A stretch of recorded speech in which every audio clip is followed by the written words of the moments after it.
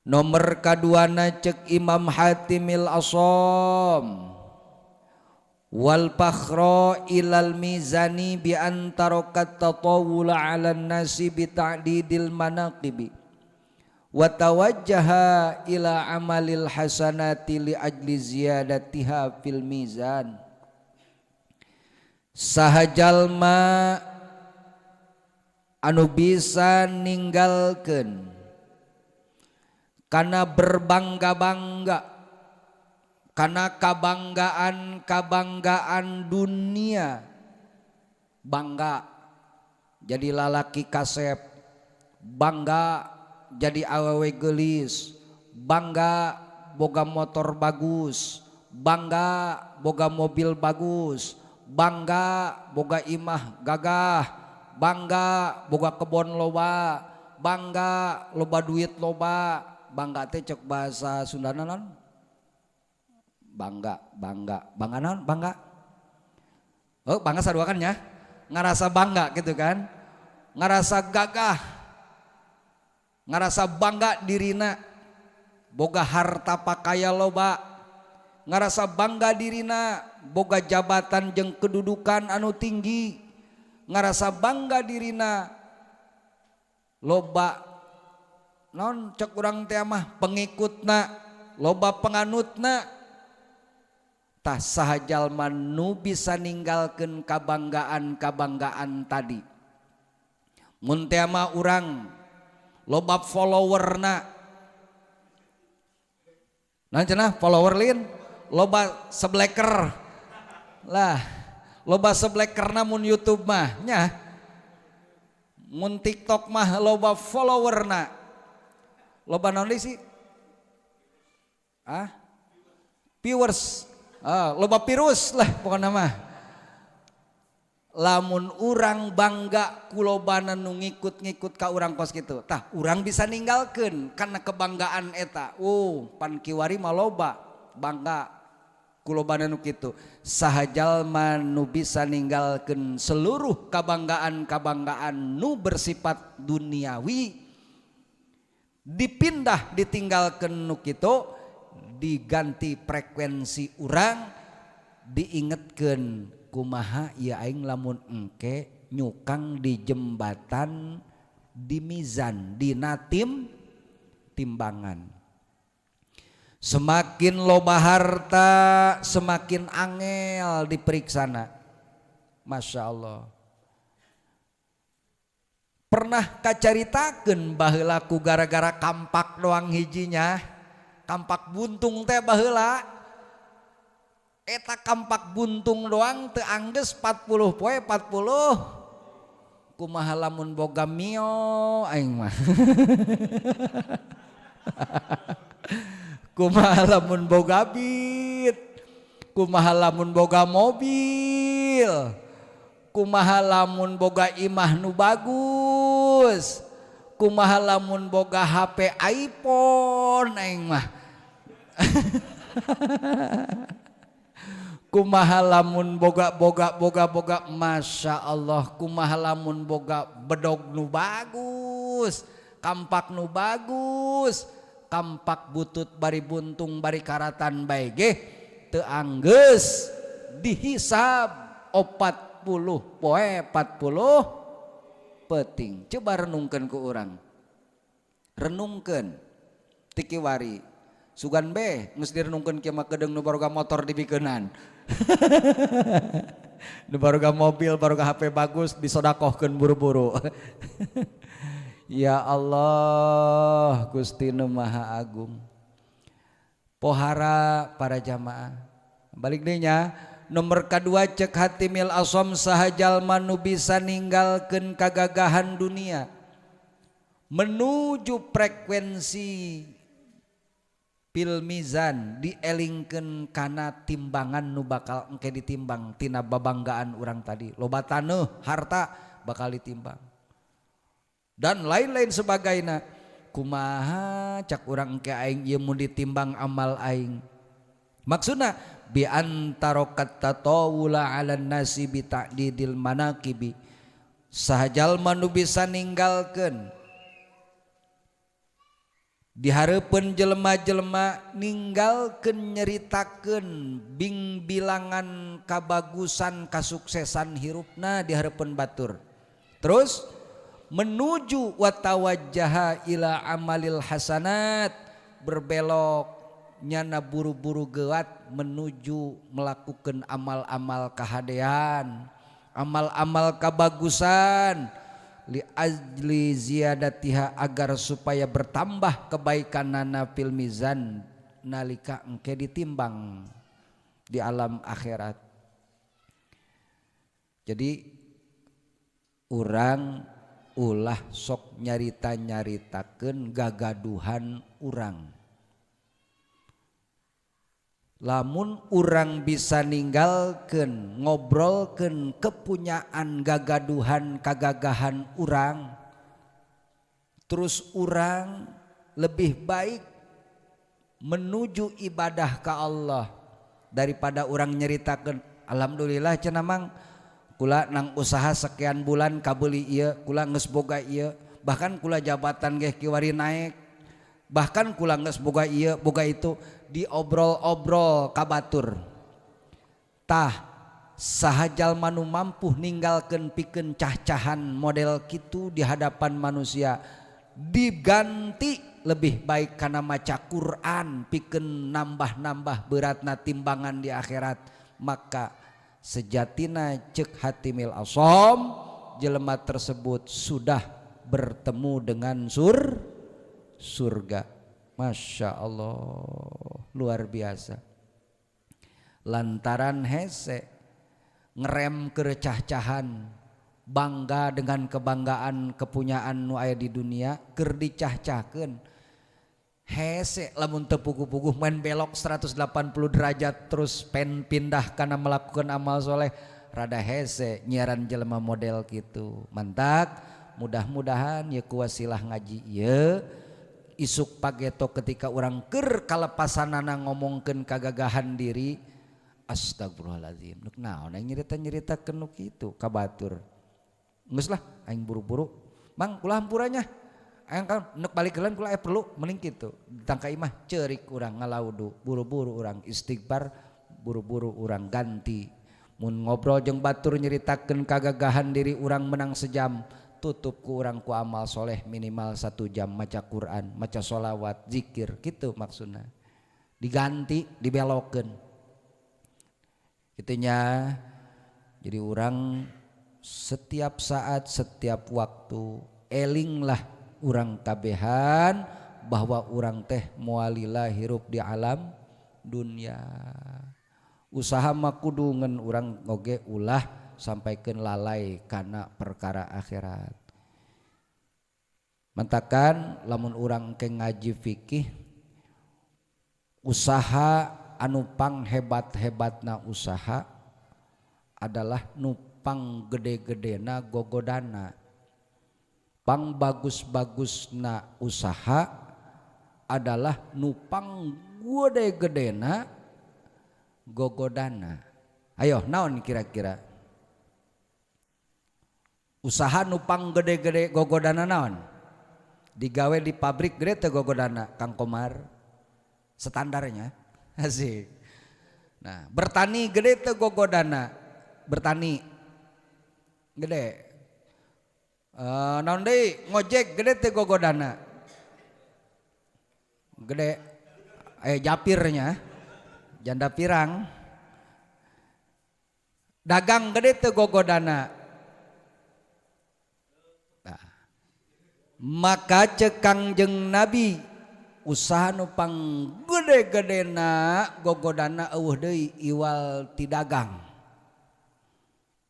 Tibatan bertani, tibatan ngojek, tibatan urang jadi karyawan. Pang gede-gedena gogodana usaha teh adalah dagang. Geus dagang eta pang bagus-bagusna usaha mungguh Kangjeng Nabi urang Kangjeng Nabi Muhammad sallallahu alaihi wasallam. Lamun jadi pedagangna jujur, Tuh mentak lamun urang jadi pedagang bisa jujur ngelehkeun jelema tukang magahan ngaji di hadapan Allah. Kula magahan ngaji misal ya mah dibanding jeung pedagang, lamun pedagang bisa jujur mulyaannyana gagahannyana di hadapan Allah lantaran dagang mah gede jasa gogodana. Bisa jujur kumaha? Jujur ka dirina, jujur ka pembelina, jujur ka Gusti Allah. Tuh. Ai magahan ngaji mah gogodana, komo tinggal lain berarti loba maksudna aya ngeun nya nama tuh tinggal maca doang di kitab ieu. Bener tak? Nah, tapi dagang coba urang. Bara duit mang ieu sapatu atau bara duit mang ieu baju 100.000. Mang 70 weh demi Allah. Modal lagi can beunang. Nyoba maka demi Allah segala. Nah, mantak lamun bisa nyalametkeun diri tina nu kitu-kitu geus bandinganana pahala jelema nu dagang mah Masya Allah. Geus isuk mah dararagang kabehannya. Tah, nu penting urang sing jadi pedagang anu jujurnya kitunya. Seterusna warrohata ila sirati sahajalma anu bisa ninggalkeun kasenangan pindah menuju eling kana bakal nyebrang di cukang siratal mustaqim bi antara karohatal badani berani ninggalkeun kangenahan awak, berani ninggalkeun kasenangan awak, watawajjaha kemudian nyana madep melakukan amal-amal soleh anu yasraul mururu ala sirat nu bakal ngajadikeun cepatna nyana melewati cukang siratal mustaqim. Wadzalika bi isra'idina bil ma'asi. Tah nu kitu teh ku jalan tercepatna adalah ngajauhan tina sakabeh pirang-pirang permaksiatan.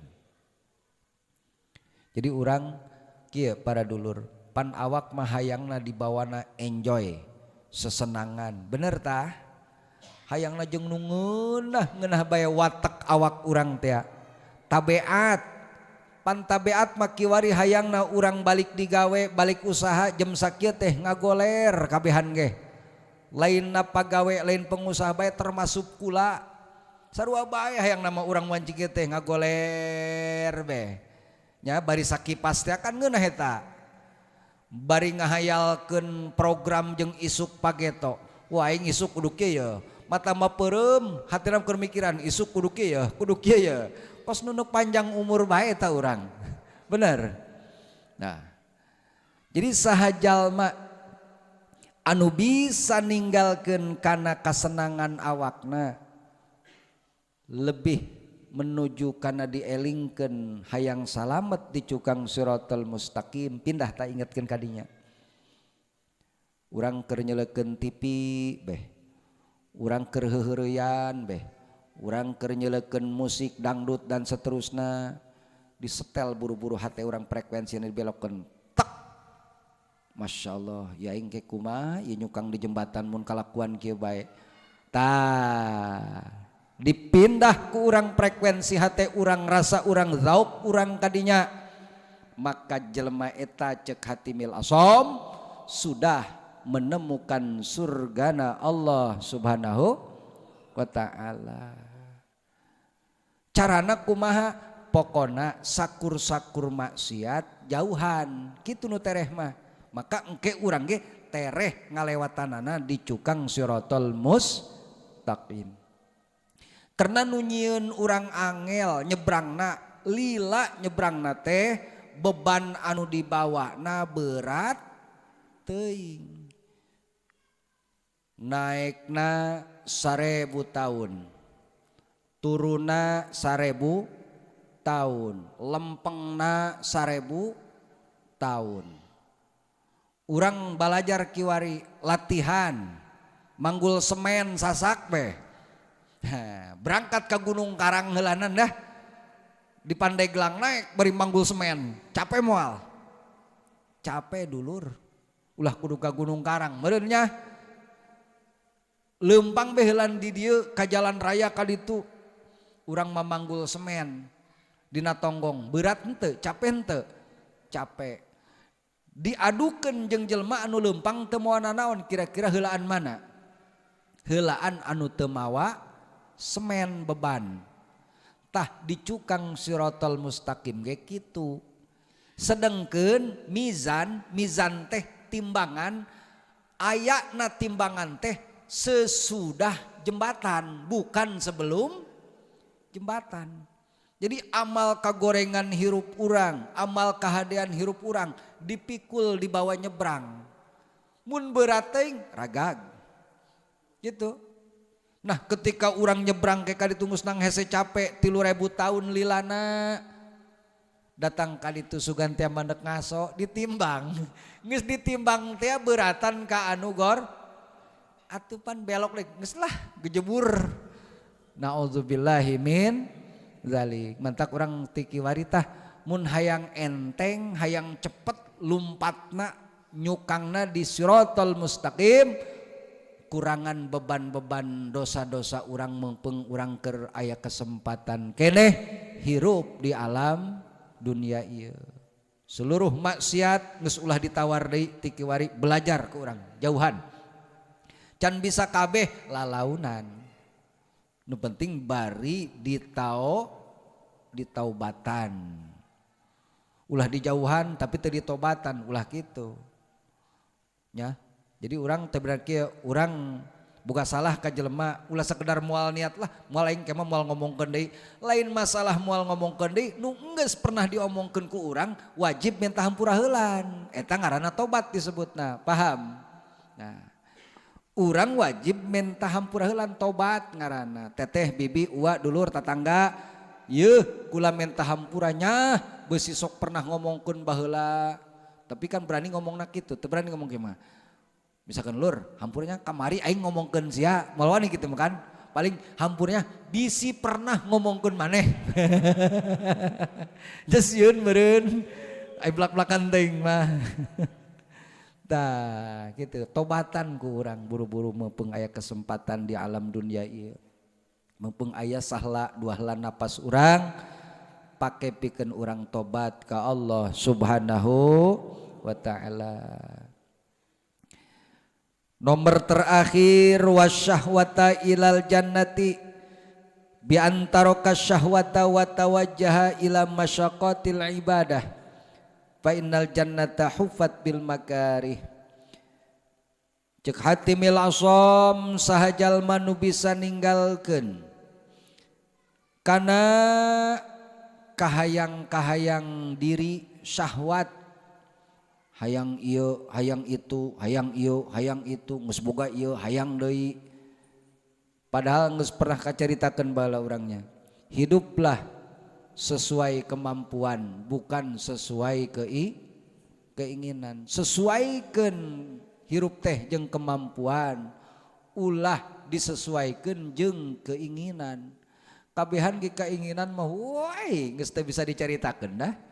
Hayang ieu hayang itu tapi kan kemampuan nu teu aya mentak sarwakeun sesuaikeun jeung kemampuan urang mampuna sakieu sakieu kitu hirup mah. Tah jadi saha jalma nu bisa ninggalkeun kahayang-kahayang dirina di duniana ieu hayang itu loba teuing leuwih dielingkeun keadaanana kana keadaan di jero surga.